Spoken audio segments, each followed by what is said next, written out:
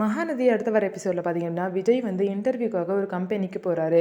அதனால வீட்டில் பார்த்திங்க அப்படின்னா காவேரி கிட்ட அவங்க அத்தைக்கிட்ட எல்லாருக்கிட்டையுமே சொல்லிவிட்டு ஆட்டோ புக் பண்ணிவிட்டு பார்த்திங்க அப்படின்னா அந்த ஆட்டோவில் தான் வந்து விஜய் போகிறாரு. அதுக்கப்புறம் பார்த்திங்க அப்படின்னா சாரதாம்மா வந்து என்னடி தம்பி ஆட்டோலலாம் போகிறாங்க அப்படின்னு சொல்லிட்டு கேட்குறாங்க. ஆமாம்மா எனக்காக அவர் ரொம்ப கஷ்டப்படுறாருன்னு சொல்லிட்டு காவேரி ஃபீல் பண்ணுறாங்க. ஆமாம் அவர் ரொம்ப நல்லவராக இருக்கார், அதை புரிஞ்சுக்காம நானே அவர் ரொம்ப கஷ்டப்படுத்தினேன்னு சொல்லிட்டு சாரதாம்மாவும் ஃபீல் பண்ணுறாங்க. விஜய் இன்டர்வியூக்கு போன இடத்துல பார்த்திங்க அப்படின்னா அங்கே வந்து நீங்கள் ஓவர் குவாலிஃபைடாக இருக்கீங்க, எங்கள் கம்பெனியை விட உங்கள் கம்பெனி பெரிய கம்பெனி, உங்களுக்கு ஏதாவது போஸ்டிங் கொடுக்கணும் அப்படின்னா எனக்கு மேலே உள்ள போஸ்டிங் தான் கொடுக்கணும், அதனால் எனக்கு மன்னிச்சிடுங்க சார், இந்த கம்பெனியில் உங்களை எடுத்துக்க முடியாதுன்னு சொல்லிட்டு விஜய் கிட்ட சொல்கிறாங்க. போகிற கம்பெனி எல்லாத்துலேயுமே ஓவர் குவாலிஃபைடுன்னு சொல்லிட்டு விஜயை யாருமே சேர்த்துக்க மாட்றாங்க. இதனால் விஜய் வந்து ரொம்பவே கஷ்டப்பட்டுட்டு இருக்காரு.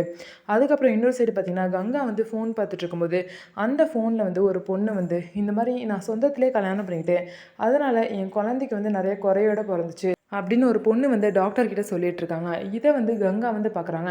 நான் என் சொந்த மாமாவே கல்யாணம் பண்ணிக்கிட்டேன் அப்படின்னு சொல்லிட்டு அந்த பொண்ணு சொல்கிறாங்க. அப்போ கங்கா வந்து என்ன நினைக்கிறாங்கன்னா, நம்மளும் அப்படி தானே கல்யாணம் பண்ணியிருக்கோம், சொந்தத்திலே நம்ம மாமாவை தானே கல்யாணம் பண்ணியிருக்கோம், அப்போ நம்ம குழந்தைக்கு ஏதாவது ஆயிருமான்னு சொல்லிட்டு கங்கா வந்து பயப்படுறாங்க. ஸோ என்ன நடக்க போகுது அப்படிங்கிறத வெயிட் பண்ணி பார்க்கலாம். நம்ம வீடியோ உங்களுக்கு பிடிச்சிருந்தா நம்ம வீடியோவை லைக் பண்ணிக்கோங்க.